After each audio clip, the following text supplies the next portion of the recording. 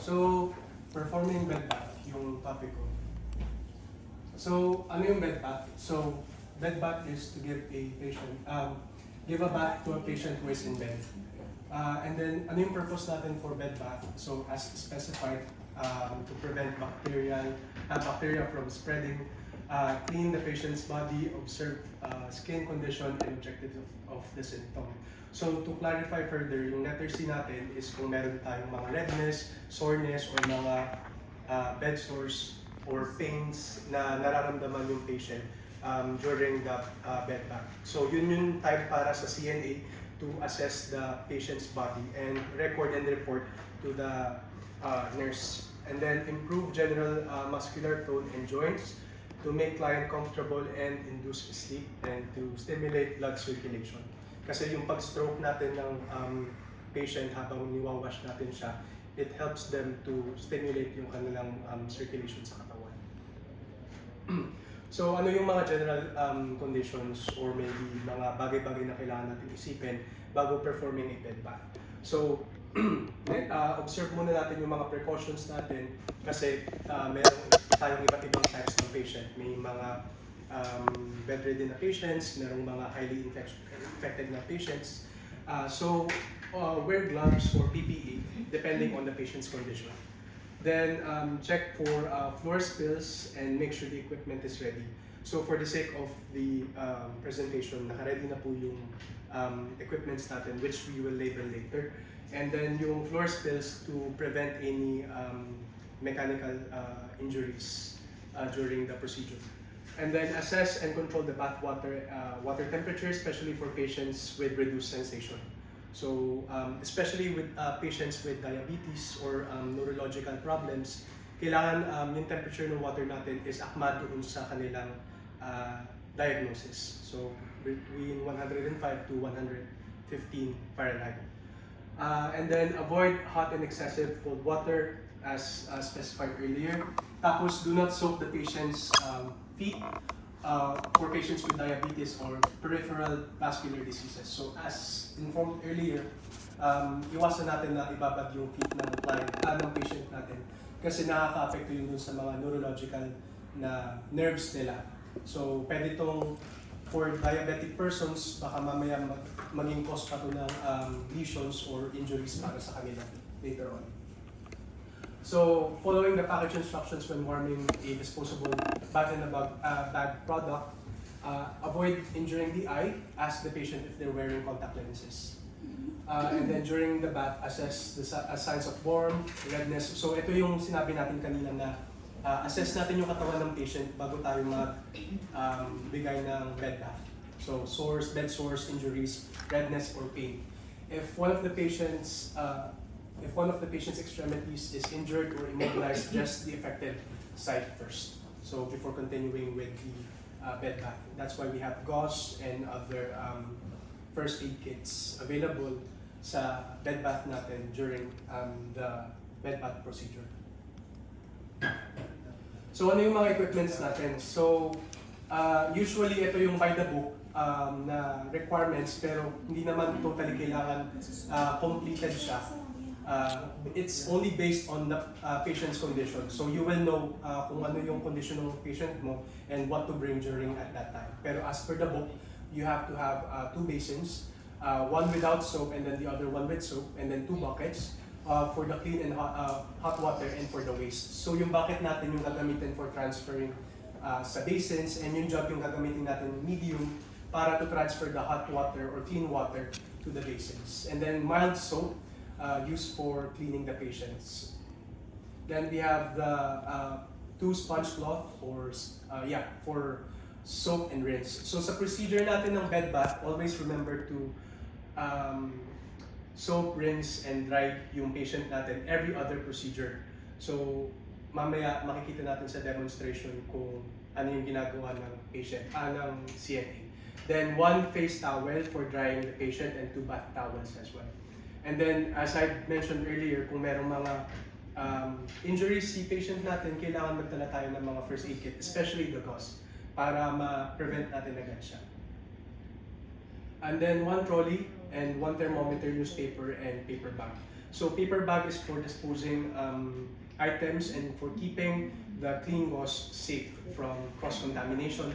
Newspaper will be lined over the floor. Again, it's as per the procedure ng hospital kung paano siya ginagawa. Pero ang standard is by the book. We use old newspapers para magka-avoid ng spills and mechanical injury. So ang thermometer natin, use siya para i-measure yung basins natin kung akma siya doon sa temperature na kailangan ng patient. It would be wise na to check with the patient directly if the temperature is good for them. Yes, and then trolley natin pala is for using the transportation of those equipments. So ano yung mga steps para, yung mga basic steps na kailangan natin i-gawin para doon sa bed bath. So number 1, review natin yung chart ng patient. So usually yung chart is either provided to you at the main area of the or reception area ng nursing hospital or doon mismo sa patient bed. Yung usually nasa side po siya ng bed or nasa dulo po ng bed po ba? Nasa nursing station ng mga chart. So yun. You only bring it if required, pero usually doctor lang talaga nagdadala, no? And then arrange the necessary equipments at the bedside, and then perform hand hygiene and put on gloves. Then identify the patient, discuss the patient procedure, and assess the patient's ability. So ask mo si patient na, introduce mo muna sarili mo once you enter the room or the bed area. Then sabihin mo kay patient na, ma'am, sir, we will be conducting a bed bath for you.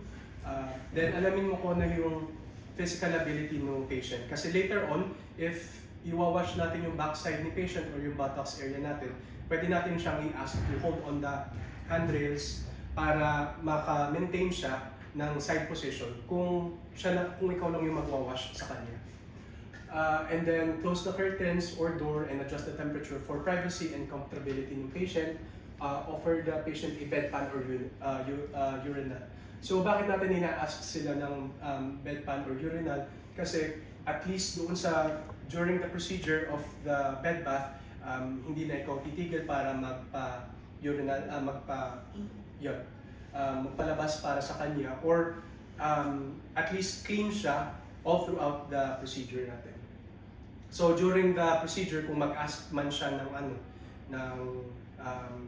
to relieve themselves, then basta lagi available yung ating bedpan sa side. Then perform hand hygiene. So yung hand hygiene natin, pino-perform usually every stage of the procedure. So meron tayo, it's divided into Hakal. Yeah, FN Hakal. So the eyes, the face, the neck, the arms, the chest, the abdomen, the legs, and the backside ng patient natin.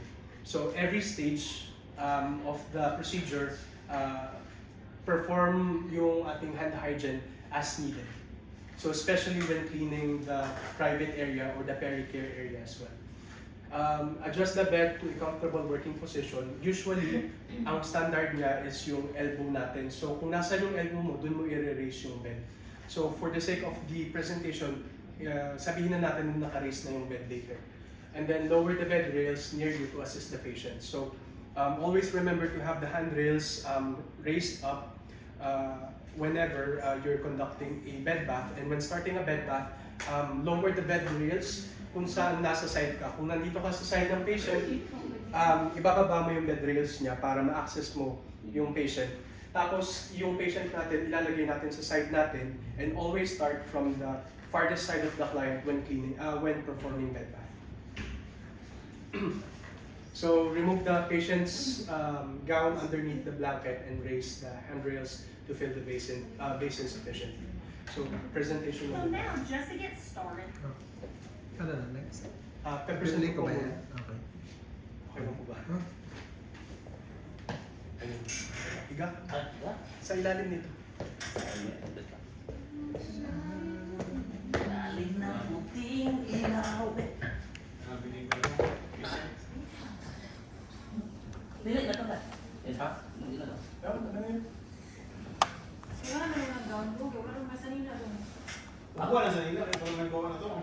Dati na. Kasi British pa yung tao. Yung habol. Bakat. Ha?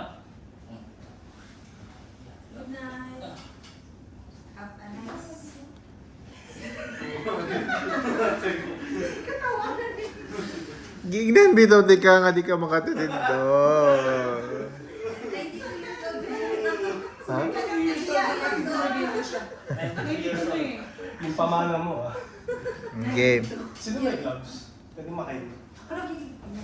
Ako lang.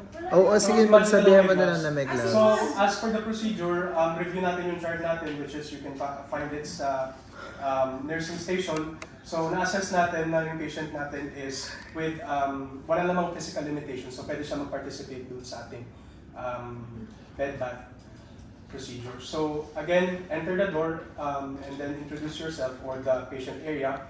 So, hi po sir. Ako po si Ken, yung inyong CNA, and I would linisan lang po natin kayo ng bed bath. Ha? Okay. Sorry, pala nakataas. Tulog po, sir. Okay. Okay.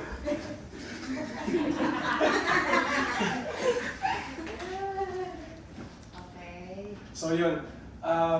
So hindi ko na siya yung parang i-follow ng sunod-sunod.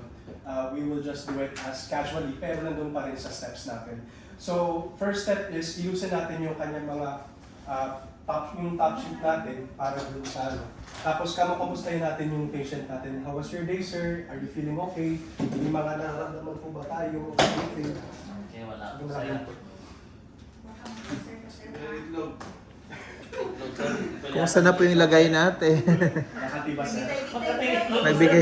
may bitay-bitay ang lagay. Tingin itlog, sir. Kailangan natin yung kaliguan, sir, ha?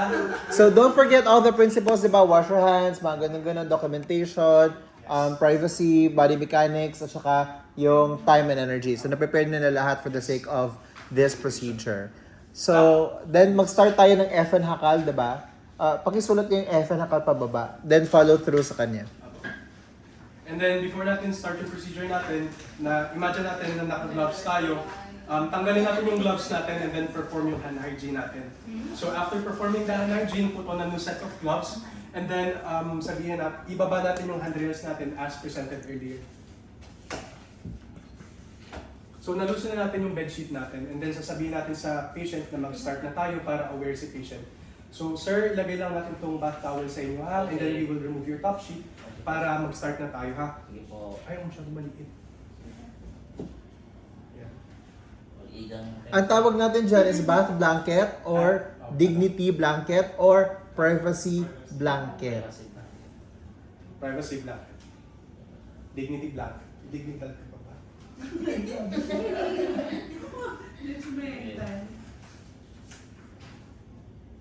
Tapos, tatanggalin natin siya sa ilalim nang hindi natin binubuksan yung ano. So Tapos, participate mo si Sir, ito able naman siya eh. Paso yun naman po, pa-out nung last part, tapos sabay natin ilalim ha, in 1, 2, 3. Ay, hindi siya hawak lang ng ano bath blanket. Ay, sorry, na. Ako, pakawak pala. Ayan. So, hilahin ko lang sa Huwag mo nang tapang mo. Kasi namin kita Oo. Bakit mo kami iniwan? So, as per the... Disable mo daw si Batman. Disable. Ngongo ka ha? So as per the hospital, so you have two options. If reusable yung ating top sheet, then put it in a laundry basket. If disposable naman siya, yun yung purpose ng paper bag natin. I-dispose natin siya doon. So, reusable. And then next step natin is tatanggalin natin yung kanya gown. Ang tawag doon? Patient gown. So, meron tayong two types ng patient. Yung patient natin na merong IV drip and then patient natin na walang IV drip. So kapag wala siyang IV drip, then very simple naman siya. Tanggalin lang natin. Baka mo kamay. Oh, sige. So, loosen na naman siya. So, sasabihin mo kay patient, Sir, Sir, tatanggalan na natin ikaw na. Okay, opo. Hawakan mo. Hawakan mo muna ha. So wait, pag walang IV, simple lang. Tatanggalin mo lang. Let's pretend na may IV siya.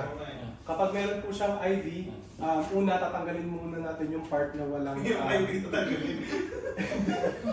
tatanggalin natin yung part na walang IV, so yung other arm natin, Sir, right ba? Sir, Left dito, sir. Sir, pag may IV, Right. mostly hindi siya pwedeng i-bed batting na may IV. Kailangan i-disconnect. Yeah, disconnect I mean. Okay. May disconnection. No, pag sa CNA, sa nurse, siguro pwede yan ang gagawin nila. Pero sa CNA, hindi pwede mag-disconnect and reconnect the IV. So, kailangan mo siya tatanggalin along with the gown. So, tama yung sinasabi niya. Tatanggalin mo muna yung may IV first, kasi balik mo lang siya doon. What you can do, the least that you can do is to turn it off or yung i-close. Pero pag mag-control, mag-monitor ng IV, dapat ang CNA hindi change ng IV. Yung drops niya, si nurse talaga ang nagka-count nun. So, unahin natin yung may IV. Ay, hindi ba yung ito muna tapos ka IV? Di ba sabi mo unahin yung IV? Yung may side na may IV? Yung walang side. Yung walang IV, tama. Left side. Yung left side muna, tatanggalin muna natin siya. So, unahin mo yung walang IV. So, at this point, continue natin yung conversation natin kay sir para hindi siya mahiya during the procedure. So, sir, okay ka lang ba? Kamusta ka? Ganyan. Tapos, at the same time, move ka dun sa kabilang side. Sorry. And then, erase natin yung handrails natin para in case na si patient biglang malikot or mabuga yung bed, hindi siya malalaglag.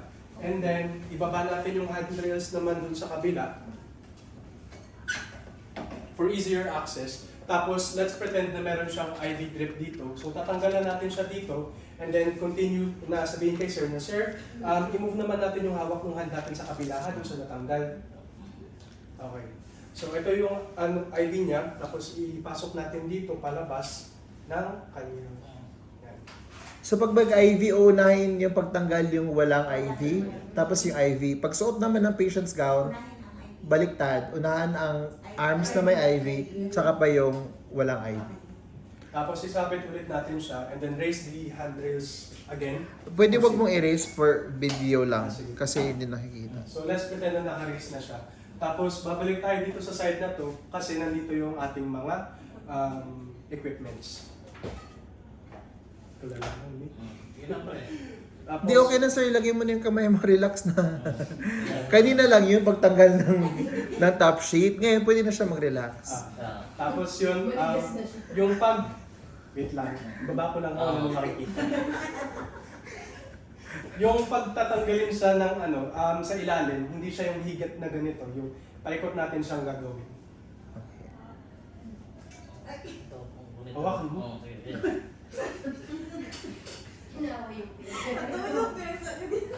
Pipilin siya kami ha, ano lang sa diha. So ngayon, totally naked na yung patient. Yes. So yun yung purpose ng dignity blanket natin para hindi na mahiya si patient. Pero yun nga. Pero ikwento ko lang sa inyo nung college kasi kami yung demonstration namin dito sa college namin, may mga rooms, parang patient's room. Tapos kailangan talaga kami nakahubad inside. Like literal. Tapos yung mga teachers namin, sinicheck yung mga dito na, pinapasok yung kamay, tapos sinicheck kung may underwear kami or wala. Tapos papalabasin ka kung may underwear ka. So dapat ba gagawin Ha? ganyan sir? Oo, dapat.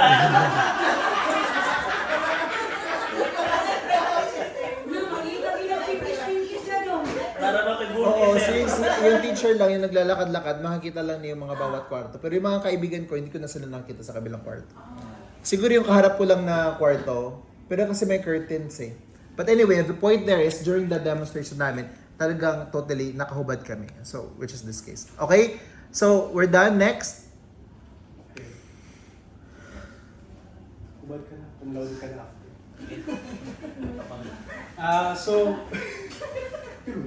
Kaya nga. So dito na natin i-continue yung ating bed bathing procedure. So una munang step, since meron tayong yung basin natin, kunin natin si jug, tapos ilagay natin siya doon sa ating mga lalagyanan. So dalawa yun, isang with soap and then without soap. So yung pang-wash mo at saka yung pang-rinse mo. Yes po. Okay. So for the sake of the example, ito yung gagawin natin with soap and then the other one is without soap.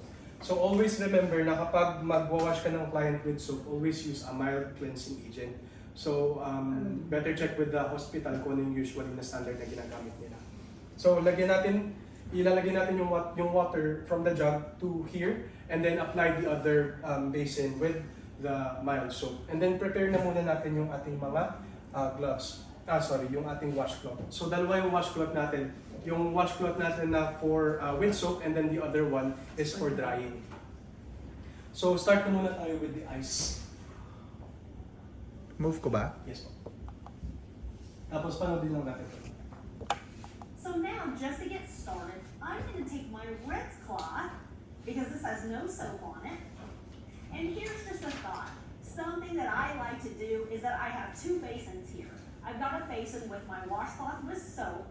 Then I've got my basin here with my warm water with no soap. Tulong mo na ako dito kaya. So because I'm going to start with the client's eyes, I'm going to get my rinse rag. Then I'm going to help clean the patient's eyes. So I'm going to go start with one and clean one side of the patient's eye and their face.